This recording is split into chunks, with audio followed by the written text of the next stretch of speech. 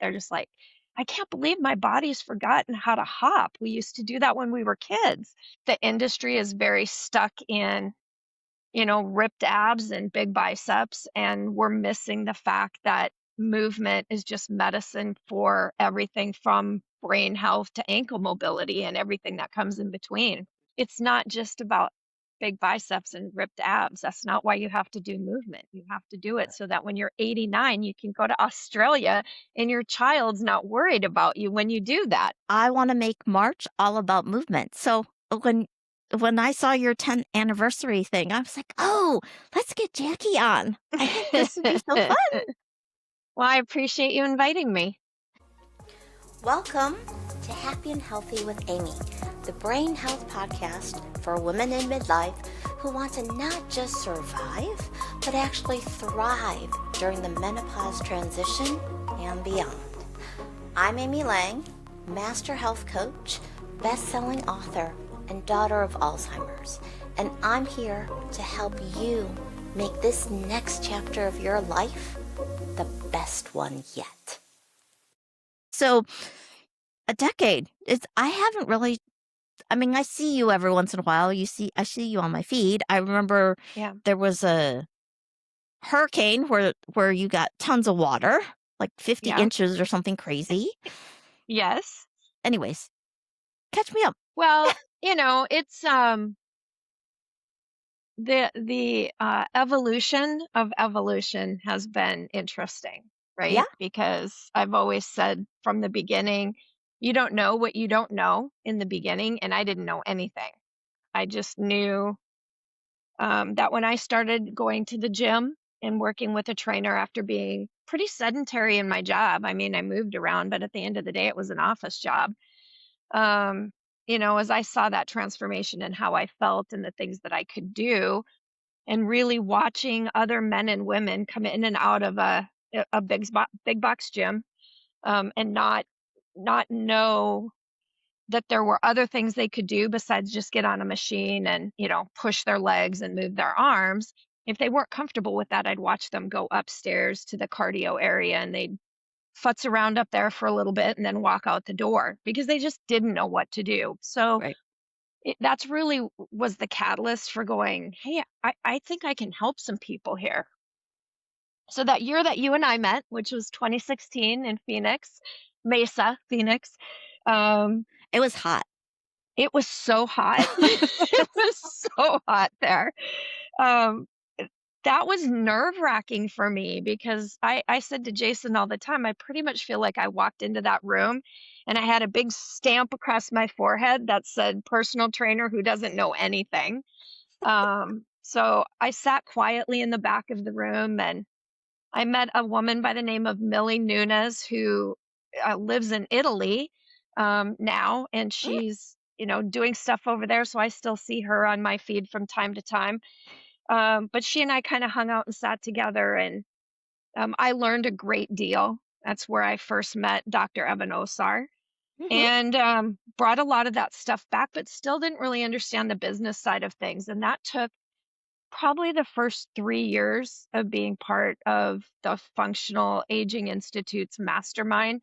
I didn't have confidence. Like the more I learned about the industry and how to work with people, the less confident I felt personally about what I could deliver. But that's evolved a lot over time. I think being mentored by Dan Ritchie and Cody Sipe and Dr. Osar, I couldn't have asked for three better mentors bringing me through. When COVID hit in Houston, we had to, like everybody else, shut down. So I'll never forget, we had our last group session. I snuck like 8 people in the Friday morning that we were supposed to officially close down because everybody knew, right? And they're like, we want one more session. So I snuck 8 people in. We had that last session. We closed the doors. It was a Friday. And then that weekend, Jason and I brought our dogs. We had 3 or 4 dogs. I can't keep track. I think we had 4 dogs at that time. We brought our dogs from the house to the gym, he set up a big table, and we started trying to figure out how we were going to make this transition from in studio to Zoom as quickly as possible.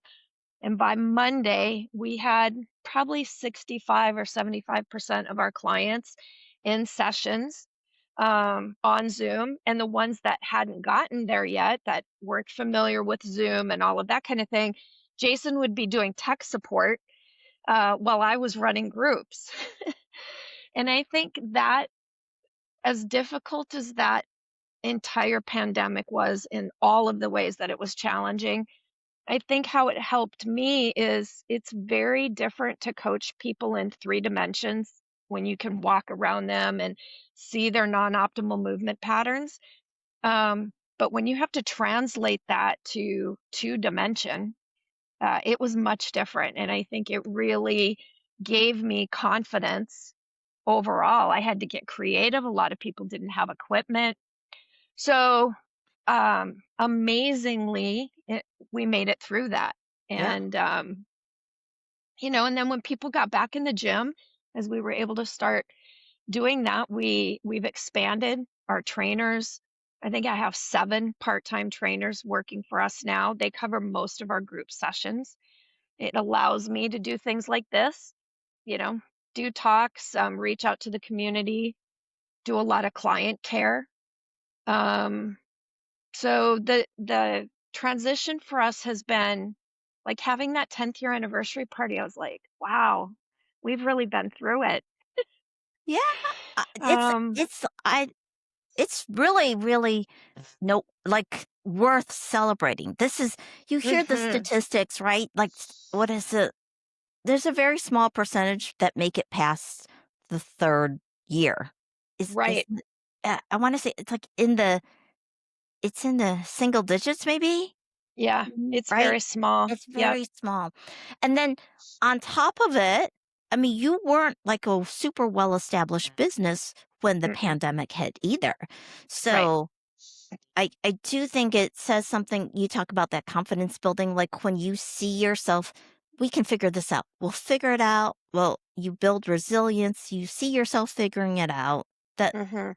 right. That's a Mhm. lot of what happens in order to gain the confidence. So I'm Yeah. like, I applaud you. That's just Thank you. Thank yeah, you. Well, 35%, I think the number that I saw was 35% of independent small studios like what you and I have had, closed during the pandemic and never reopened again. sure. That's a significant number as well. Um, and there's one thing I don't talk about enough with people, and I don't really know why I didn't celebrate it at the time, but a colleague of ours, Beth Pelton, Mm, who at the time ran a studio in Iowa City, Iowa, which is where my folks were from. She turned me on during the pandemic to a grant program that was out there called the Red Backpack Group. And the lady, her name is Sarah, I can never remember her last name, that created, oh, what it starts with an S, Amy. What is that? The underclothes that you wear, the thanks. No, Spanx. Yes, thank you. I don't wear them, but that's what it's called. I don't either. Um, So the founder of that company was awarding grants during the pandemic to female-owned businesses that were helping make a difference in their community. And Beth said, Jackie, you should totally apply for this. And I did. And it included doing a 60-second video that would tell somebody why I thought I was deserving of that. And it just hit at the right time, right during the pandemic. I was one of 200 in the global world that received a $5,000 grant during the pandemic. And that literally helped us make our payroll so we could stay open. So Wow. that was a big win too. Wow. Wow. So Yeah. as far as like why you why did you decide to focus on, or actually I should back up. So who do you actually focus, like what's your ideal client for Evolution Fitness and Wellness? Yeah, we our advertising and marketing hits somewhere between the 45 and 50 and up, right? I say that. In our studio right now, our average age is 67, Hmm, the average age of our client. Our youngest client that we train right now is 32. She is a young lady that came to the gym. She reached out through a group in her neighborhood and said, "I'm looking for a gym that can help me. I have CP, cerebral palsy."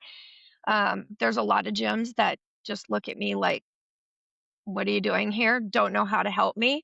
So I went a small community based, and she got referrals from a bunch of my members that live in that same area. So she's our youngest client. And our eldest active client right now is 91, drives everywhere. She's amazing. But I would say our sweet spot where I think we can really help be transformative in somebody's life long term is if I can get them somewhere between 45 and 60, Hmm. and then they stay with us. So we just know that there is so much bad information out there about how to help people in movement as they age. I still think the industry is very stuck in, ripped abs and big biceps, and we're missing the fact that movement is just medicine for everything from brain health to ankle mobility and everything that comes in between. So that's our focus, is just educating people and helping people understand that movement's important. You want to be the jack of all movement. Don't just do one kind, do a variety. And so that's what we do in our studios, really help them find those sweet spots for themselves. Yeah. So have you, in terms of training someone, let's say a woman before menopause versus after, have you seen any significant adjustments that you need to make? Or is it more if they start moving, then their their body becomes accustomed to moving? Or like some people maybe don't start until after menopause, or right? Like if you've seen Yeah. any differences there. It's interesting, Amy, because I personally felt like I breezed through menopause. And I say that kind of like because I know how women struggle through that, but it just wasn't a thing for me. Thank the Lord. And so I didn't really get into that whole menopause thing until just the last few years when women would come in and just say, I can't get rid of this belly and everything feels stiff. And so it's just been in the last year that my brain and time has allowed me to get a little bit more focused on helping women that are actually going through menopause now. Up until this last year, the vast majority are postmenopausal women who are really struggling. Like if they didn't do any kind of movement going Hmm. through menopause and then they just start working out, say in their 60s, 65, those transitions are very challenging. They need a lot of support in movement in general, just things that should come kind of natural in movement don't. When I say that, like, I just say, like, just even being able to, like, do a soft hop from one foot to the other foot, they're just like, I can't believe my body's forgotten how to hop. We used to do that when we were kids. Um, so yeah, there's definitely a difference between being that early stage of menopause and postmenopause and movement. Yeah. Yeah. Well, and I think for a lot of people too, they don't really feel like they have time to Yes. actually focus on exercise, movement, training, whatever you word you wanna call it, right? Yep. Until they either their body is like, You want me to do this, and I wanna be able to do this, and I can't. What do I need to do to fix it?" So there Yep. becomes this urgency. Um, if there's the weight gain that they can't shed, I ran into that a lot when I had the health club. Mhm. Mhm. Uh I'm trying to think, but yeah, there usually are some sort of triggering events that get people in the door. Have you found that Mhm. there as well? Yeah, and it's generally, grandchildren or the notion that a grandchild is coming, Mm, has been a big factor. That was my motivation, but I see that a lot. I do think that the generations of more men than women, but, in that 50 and 60 generation, it's challenging because some of those folks are still taking care of children at home. right? Whether they're young children or high school or early adult that just haven't gotten out of the nest yet. And then, um, as you said, caring for parents, right? Like I've heard people refer to it as the sandwich generation. But I think that they notice these women that come into my place, at least their energy is just zapped, and they're finding the ability to be able to play with a younger grandchild and still maintain some strength and ability to support an aging parent. And then they see what their parents, kind of like you and I talked about early Mhm. on, it's very hard to watch your parents age and decline. So they see that and they're like, I don't want that for me. I don't want that for me. What can we do to, make it better? Yeah.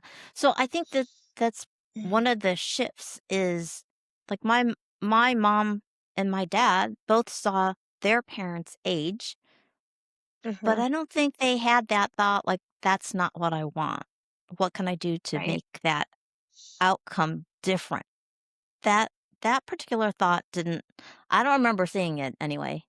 Um, because I my don't think my dad's grandparents did either, as I think about that. Like I had active grandparents. My paternal grandfather was active, like on his little hobby farm. He and I rode horses together. My maternal grandfather liked to water ski and be in the water swimming, and he golfed and rode bike and all those kinds of things. So I saw 50 and 60-year-old grandparents active until one had a stroke and the other had a major heart attack, and that kind of took that trajectory a different way.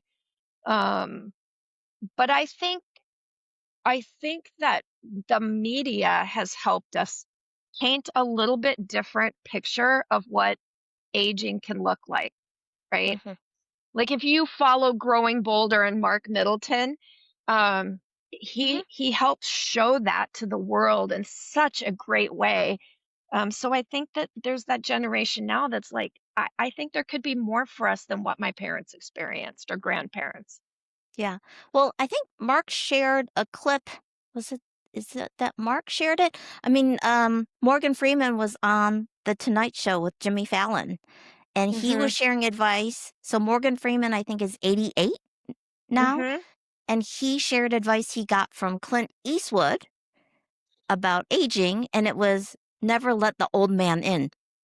Yep. That was the line. I think it was actually Mark Middleton and Growing Bolder that sort of Yeah. reshared it and showed up on my feed.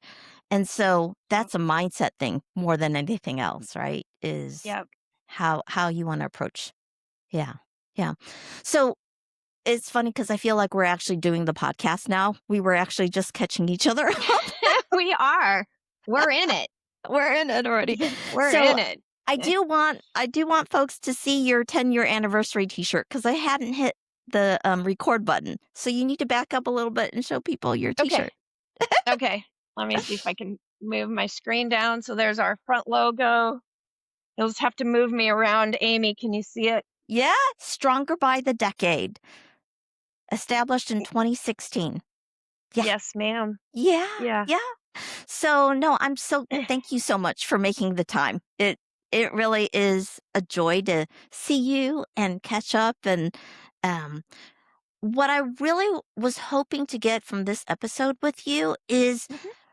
I think for anybody who's thinking about, okay, yeah, I want to start an exercise program. Like Mhm. between the two of us, I feel like we could identify probably all the things that get in the way, right? Mhm. For sure.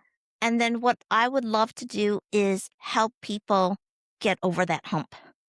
Mhm. If we could help folks get over that hump in this episode, at least maybe a couple. Like we can't do them all, but I think between the two of us, we can probably name off a bunch of things that we've heard that we Mhm. suspect that Mhm. maybe hidden that Yep. once we actually say it out loud, someone will go, "Yeah, that's me.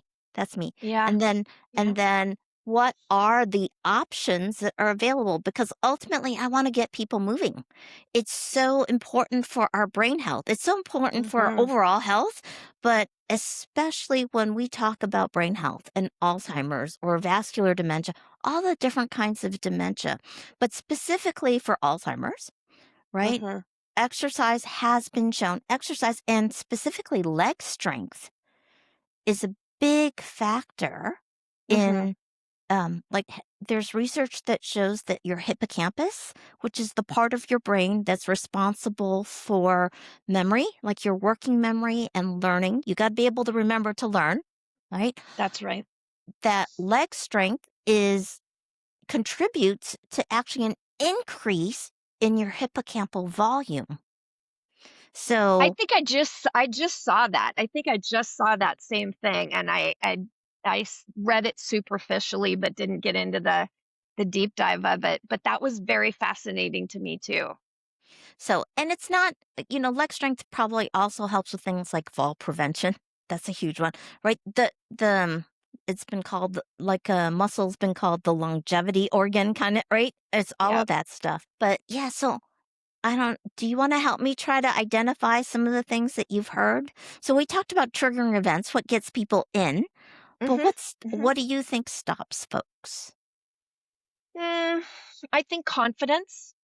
It it can start with confidence in that um it takes a lot of confidence or self-determination also to walk into a club and decide that you want to take that step to get some exercise in, right? Whether you're using a cardio machine or the pool or weight training, it doesn't matter. So I think for people that can be an obstacle. I also think the number one thing that I hear here is they've had some kind of injury or accident and they're afraid that they're going to re-injure themselves. That's a big one, I think. That's 2. So it's your turn. Give me 2. Yeah, I say sort of adjacent to that would just be intimidation. Mhm. The whole, like, I walk in and I know how to use the cardio equipment, but I have no idea what to do with these weights. Yes. Yeah, Yeah. yeah, I saw that a lot, and the importance of, like, when I remember doing Facebook ads, that it was very much like, "We got you. We have this small group training program. You're working with a trainer. We're gonna make sure that you don't walk in with this sort of deer in the headlights, I don't know what to do, and I'm afraid I'm gonna hurt myself." So, Mhm. it ties into that fear component. Yeah. Mhm. What Yeah. else? I think, when we were talking about being that sandwich generation thing, where you've got Yes. the kids and you've got the parents, the I don't have it's not so much you don't have time as I mean, we say that, but I think it's more of a, do I have permission to prioritize myself with Mhm. everything else going on?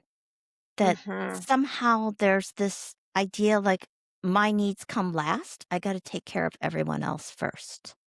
I really do believe that, and I think that gets I think women get, kind of pigeonholed into that, but honestly, I think it's equally as challenging for men, to say, "Well, I have this responsibility of, going out and earning the money to be able to keep the house going and then, being a good dad and supporting my spouse and fixing everything that needs to be fixed." I mean, I think it's equal really if you really look at that. But um I do think giving yourself permission to take care of yourself first and recognizing that that's really what it's about when we're talking about movement, right? Giving yourself permission to be stronger, be flexible, keep your brain active and going so that you can really take care of the people around you. But if I draw that line to somebody in their 30s, 40s, and 50s to now you're 80 or 90, if you take that time and you make that investment, it's really a gift back to your family long term because they feel confident that you can take care of yourself versus worrying that every morning you wake up, you're going to get the call about a catastrophic fall. Hmm. Um, so I think if people hear this and they can really understand that it really does tie into a lifelong thing for you of confidence and what you give back to your family when you're not having to be there and raising them every day. Yeah, yeah. So, have we hit any other ones? Time is a big one. Money. People talk about not being able to afford it. Um, I actually think I always say all movement counts. So it Mhm. it doesn't actually have to. It might cost a little money just to get started. I think if you can find support to have someone, it doesn't necessarily have to be a trainer. Like, have someone who lives nearby go for walks together. That's Mhm. movement. Now, I still think strength training is really important and Yeah. and Yeah. proper form is really important. And if you have compensations from past injuries, we want to address that because we don't want to put you in a position where you get injured again or Mhm. exacerbate an existing injury, right? So Mhm. at the same time, there are options. I feel like it's about being resourceful then. And so small group training is an option. It's usually more accessible, more affordable than hiring a Mhm. one-on-one trainer. Um, so I don't know. Any other But ideas there? I think social connection is also important because I think that sometimes, when you're taking care of the kids and the kids have activities, and I know this is true for my son and daughter-in-law, and they've got two kids that are very active in two different areas. Um, they do a really great job of staying socially connected with the parents. My granddaughter is an equestrian. She rides and runs barrels. She Ooh, rides a horse and runs barrels. My grandson is a baseball kiddo. And so those families around that, the baseball family and the barn family, but they don't have time outside of that to make other social connections outside of the family, right? So if you take that individual who doesn't have an active child where you've got those other social connections, being part of a walking group or a Tai Chi group or a yoga group or, a community center where you can get movement in. That social connection is important regardless of how old you are or how young you are. yeah, yeah, Um, yeah. And I think there's a certain level of when I had the club, I remember people would be like, if you missed a class, they would be, "Hey, are you okay? We missed mhm, you." Right? mhm, There's that encouragement to get you back in too. If and it's support not just for exercising, it's in your life too. exactly, Yeah. exactly. Yeah. Yeah. So, any other reasons you can think of why someone might what's holding them back? Let's see. We talked about commitment, intimidation, resources, aka money, time. We'll hang up from this podcast and you and I'll come up with 10 or 12 more. and then and then I'll have you come back and we'll do a follow-up Let's do it episode. again, for sure, All right. So for I think we hit sure. the big ones. We hit the big I think ones. so. Um so you talked about some of the things that you've learned as it relates to the business. Mhm. What would you say you've learned as it relates to working with clients and their sort of journey in fitness and wellness? Yeah, I I'll tell you that the one thing that clients and I am very lucky, Jason and I are very lucky that we have a very high retention rate in our clientele. The churn rate is what they refer to it as in the industry is very high at health clubs and small studios, and we've been pretty good at that. And I think it's because the clients bond here, that social connection. but we're a service business. At the end of the day, we're a fitness business, but clients wanna feel heard. They want to know that somebody's caring for them, looking out for them. They want connection with their peers in the gym as well as out of the gym, at least in our experience.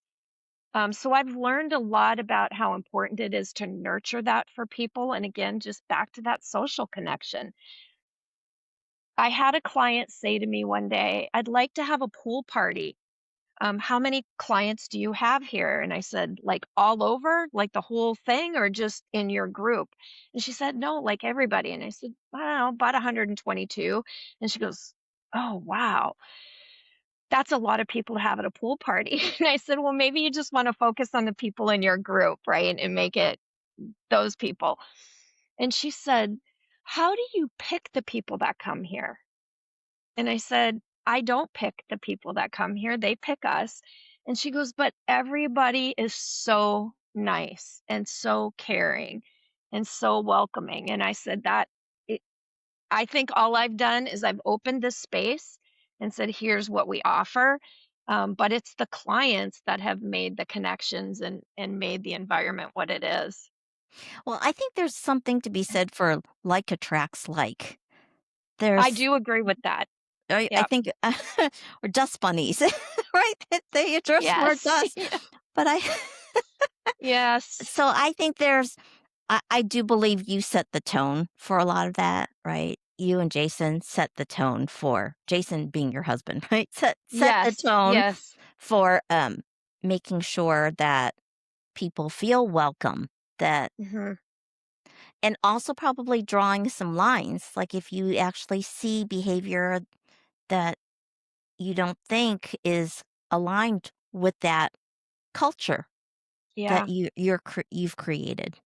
I think Yep. there's a screening that automatically ends up happening in that way too. Yeah. I Yeah, think so too. I think people that don't feel like they're part of the community aren't gonna stay very long, you yeah, know? yeah. I remember, well, even to this day, it's the relationship that you, Mhm. uh, the they're feeling really vulnerable when they first walk in. A lot of folks, not everybody, but a lot of Mhm. folks, and that understanding that feeling, and then being Mhm. able to say, I gotcha," Yep. and we'll figure this out together. And really coming from this place of I care. You're not just. I think that was the big thing with some of the larger facilities where you feel like you're interchangeable with any other member. Whereas Mhm. in a smaller space, smaller business, we know every single person. We do. Yeah. We do. We know, and I do make a point to get that information when I first meet somebody. And I can kind of always tell at the beginning because I'll ask, are you from the area? Are you, do you have a family here? Like all of those like probing questions to get to know them. Um and if they're resistant to answering some of those questions, I know that, everybody's guarded, but I'm sure they're like, I'm going to the gym to get a gym membership. Why is she asking me this? Right. Well, it's because we truly do care about the person as a whole. It's not, I'm worried about you when you're not here for a week. If you're somebody that's consistent in your sessions and then you just disappear for a week, like I worry about that. We reach out and look for you in that way. So I hired a front desk guy that I called.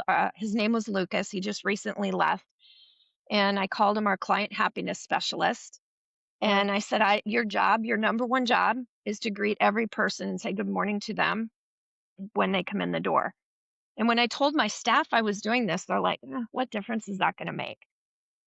It makes a huge difference. It makes a huge difference when you know that the place you're going, you know, kind of like cheers. We're kind of like the cheers of fitness here. Norm. Norm. Yeah, yeah. But So I would say I remember I don't have to worry about it now because so many of my consultations I'm doing over Zoom. So it's one on one. mhm. when I Mhm. had the club, I still remember when I first started doing consultations, I made the mistake of agreeing to meet someone at Pete's Coffee at a coffee shop Mm. to do that consultation because I started asking questions that were mm, I mean, they were questions that I needed the context. Yeah. Um, but yeah, I was like, why do you want why do you want to join? Like, what are your goals? Okay, why do you have this goal? And in asking that question, I would say about 50% of the time people would start tearing up. And Mhm. I have so I think different from you, like my business was really primarily focused on women. Mhm. So you have, I think, a bigger mix, right? Men and women? We probably have a higher population of women than men, but it's both, yes. Yeah. So yeah, so in my coaching business, I really focused on women. When I had the health club, I had a mix, but I found that when it came to the training, I got more women in the small group Mhm. training sessions than I did men. Mhm. Um, and of course, I was marketing the Little Black Dress Project, so that would make sense. Right, right, Like, right. guys were like, "What about us?" I'm like, "Okay, little black tux. You don't want a little tux though." um, Right. right? But where was I going? Yeah, so I learned that this is why I said the vulnerable piece earlier Mhm. is that Yeah. but to get that motivation, I really think it's important to tap into that emotion that what is Mhm. your why? What is your Mhm. why? And I think it's really helpful. So when they start tearing up, one of the things I recognized was the fear that was behind that, that I'm not Mhm. going to be able to do the things that I want to do. And I was always looking for a way to turn that into what do you want? Right? It's not what you want to Yes. avoid, but what do you actually want? What do you want to look forward to being able Mhm. to do? And that seemed to really help with when you don't feel like going, right? Like Yeah. you add Yeah. to the reasons why you show up. Yeah. It's interesting because when you do get that emotion out of people and that sentiment out of people, and then how excited they get when you get in, when they come into the studio and let's just say they've been with us for, 3 or 4 weeks. Well, you wouldn't think that 3 or 4 weeks is a long time to make a difference, but it is enough time to start seeing the subtle changes in your body and your movement and how you're feeling and your energy and things like that. And one of the most emotional things for me was I had a client that had come in, and she and her husband loved to go cruising. They loved being on cruises. And she said, every time we went, we'd go and sit in those low chairs around the pool. She said, I was never, ever, ever able to get myself out of that chair without the husband pulling her up. And she had been with us probably 6 weeks, and she went on that cruise, and she came back just excited because she was able to get herself. She said, "I still had to push my arms on the chair, and it wasn't pretty, but I did it. My husband didn't have to help me," right? That emotion of being from couldn't do it at all to did it, it was ugly, but I did it, the tears that came with that, that's why I do what I do. Yeah. Yeah. Yeah. That's awesome. I love hearing that. It shows up. I mean, the wins for people, you know, the wins for people come fast once they make that commitment and develop the habit. The wins come way faster than anything else. And it opens so many doors to so many other things. I think we've talked a lot about the movement in general. Your focus is really on brain health a lot. But the fact that you're exercising and moving proves all over in the science and research just how happy we are when we get that movement in, you know? Yeah. Yeah. Yeah. So important. Yeah. when you talked about the celebrating, I remember, um, it's happened so many times now where people are like, "I can actually put my pants on without sitting down. I can stand and Yes. right, one leg at a time." Um, Yeah, and it seems little, but it's big. it's big. It's big. It's big. And, Yeah, long term, that's fall prevention too. So, yeah, yeah, yeah, it yeah. is. Yeah. So, anyway, is there anything else? I know you had like a specific thing in mind when you came on that you wanted to make sure that people heard about, right? You had the whole reason for why you have a business. Yeah, just, I think we've covered a lot of it. The threads have definitely, come through in all of, you know, the content that we've shared with each other, but, um, I have my parents are 83. Mhm. My stepmother was just diagnosed with Alzheimer's, in January, early January, after, a cancer bout that she's pretty much recovered from. Um, and I think about all the things the signs that I probably discounted and kind of poo-pooed off, right? Um, but I think just for people to understand that any movement that you do, any challenge that you give yourself cognitively is important. Um, don't you know your body better than anybody? You know your body better than doctors. If something's off, say something, keep pushing, check it out, be your own advocate.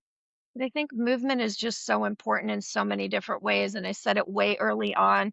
I want people to understand that they need to be a jack of all exercises. So in our facility, resistance training and functional training is our primary modality. But we supplement with easy things like release and recovery is a class that I teach. Tai Chi, one of the most researched forms of exercise out there ever. Very high, consistently shows that it can really help with cognitive abilities as well as balance and coordination and all of that. Swimming is great. In Houston, it's very hot here. So getting in the pool in the summer and swimming, just all of those things so that you can age with confidence and age with vitality and knowing that whatever your passions and joys are in life, that you're able to achieve them and having purpose, right? Like it kind of sucks to be 83 and not have purpose because then you start wondering, well, why am I still here?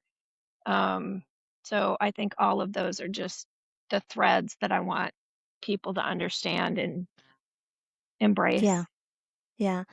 I think one thing I kind of want to build on with that, and I was reminded of this when I was looking at your t-shirt, by the decade. It's Yeah. it's this idea of what you're doing in your 40s sets up your 50s. What you're doing in your Mhm. 50s can set up what you are doing in your 60s, right? And Mhm. what you do in your 60s, it shows up when you're in your 70s. So we really are investing in our future. We think about Very much investing in so. our future when we're like teenagers, right? But it keeps going. It keeps going. Mhm. I shared a post recently, Amy, because clients had shared this with me. I didn't know this gentleman until the clients had shared it with me, but he wrote a very long post about taking his, um, 88 and 89-year-old mom and dad to the airport and seeing them off as they were flying to Australia, where they had rented an Airbnb for a month, Wow. okay? And he said, I it just it was so amazing, he said, because I followed them through the terminal. They got the pass so he could escort them to the gate, and, he said, watching my parents walk through the terminal carrying their own luggage and, being able to walk at a pretty fair clip versus, the Mhm. opposite. And then knowing that they had all of these plans to actively walk and hike and visit different places in Australia that they were gonna be not knowing anybody there. They were going because it was a bucket list thing for them. Um, and it just really hit home with me that we can actually have that in our late 80s and 90s, but we have to start putting that sweat equity in when we're younger. So I think just the idea of, um, as I said, it's not just about body composition. I'm not saying that's not important because, chronic disease is a real thing with diabetes and heart disease and all that kind of thing, but um, you know, it's not just about big biceps and ripped abs. That's not why you have to do movement. You have to do it so that when you're 89, you can go to Australia and your child's not worried about you when you do that, right? They Yeah. got this. Yeah. Well, and I think one thing I want to call out here is right now, the two that you're talking about might seem like the exception to the rule, Yes. right? So I can hear people discounting, well, they got the genes for that. And I'm sure that might have helped, but I guarantee you just having good genes isn't why they're able to do what they are doing. I, That's exactly right. Right. We do all age differently, right? Like you can't take two 80-year-olds right.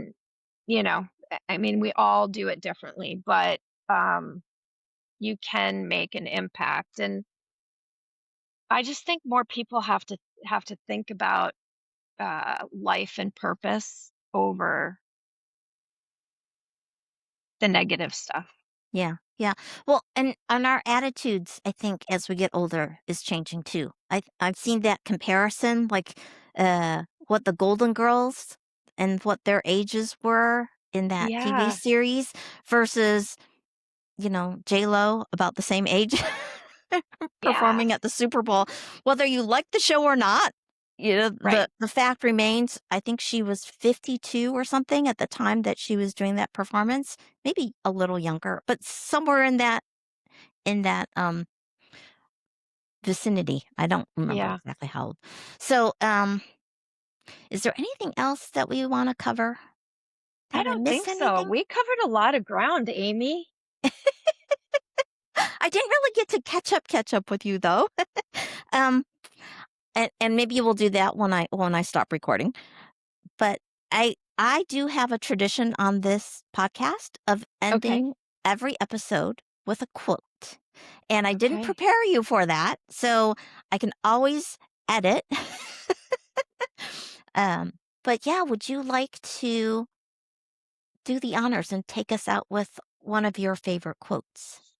I haven't said it in a long, long time, but there's actually a quote that I put in one of my first books. Um, and it Oh, says, oh, wait, time out. Before we do that. So if so if people are in the Houston area, if they want to reach you, so you have a Mhm. book, tell people about your book. I do. I actually have 2 books. The first book I put out, in 2017. It's called, Stronger, Longer.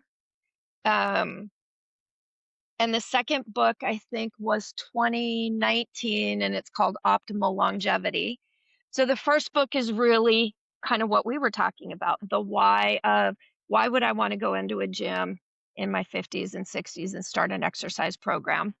And then Optimal Longevity is more of the now you know what you need to do and this is how we do it. So that's the two differences. Stronger Longer is available on Amazon.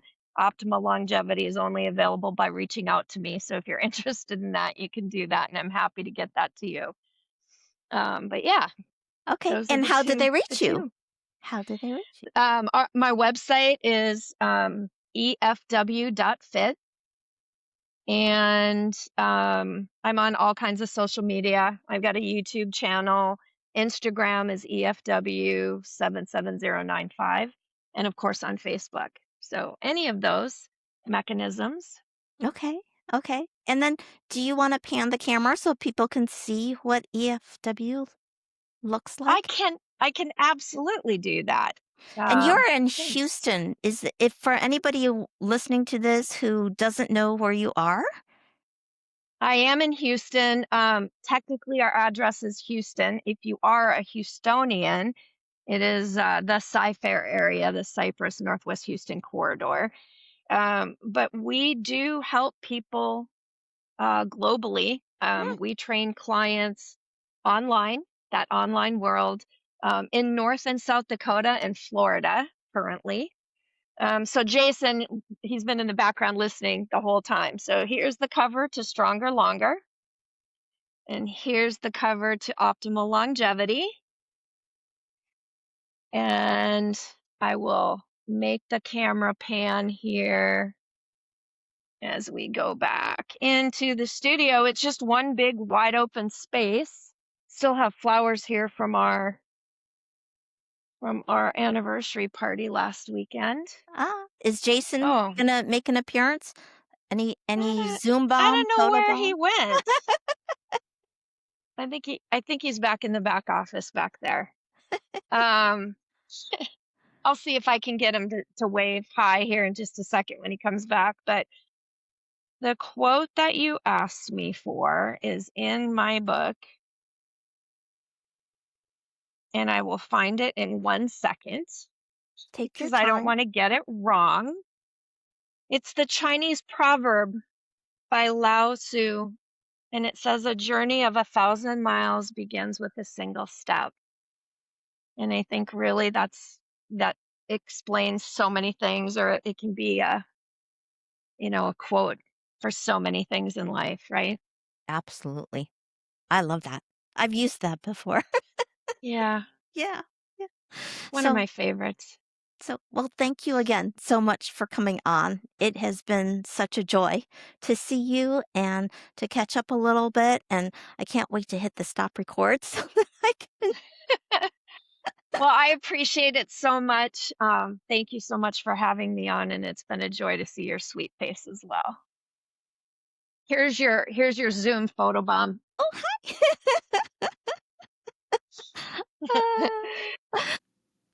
Hi there. Would you please do me a quick favor? If you're a woman in midlife who wants to protect her brain, especially if you have a family history of Alzheimer's, please subscribe, right? This channel is for you. And I post every week. So not only do I not want you to miss my next episode, as the channel grows, I'll be able to access harder to book guests who have really valuable insights and wisdom that I think are best learned directly from the source, right? And if this episode resonated with you, please be sure to like and share and watch this episode next.